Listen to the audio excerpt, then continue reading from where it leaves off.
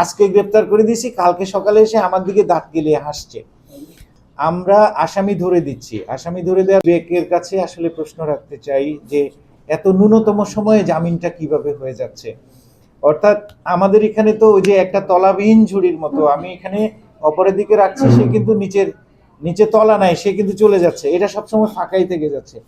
তো এই কারণে আমাদের এই কার্যক্রমটা, পুলিশের কার্যক্রমটা আসলে আরো বেগ পাচ্ছে না। আমি ধরছি, ধরার পরে এগুলো মানে ধরার জন্য আমার যত কষ্ট পরিশ্রম হচ্ছে তার চেয়ে অল্প সময় এগুলো বের হয়ে যাচ্ছে।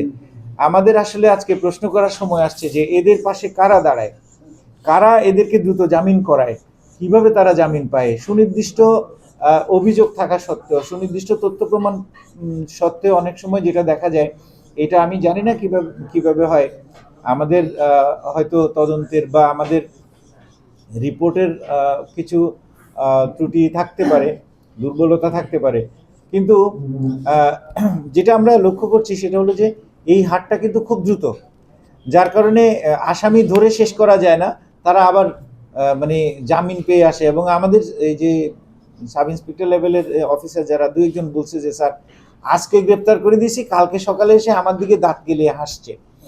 তো এইটা আসলে আমাদের জন্য, এইটা আমাদের সমাজের জন্য একটা একটা মানে এই চিত্রটা আমাদের জন্য খুব বেশি সুখকর নয়।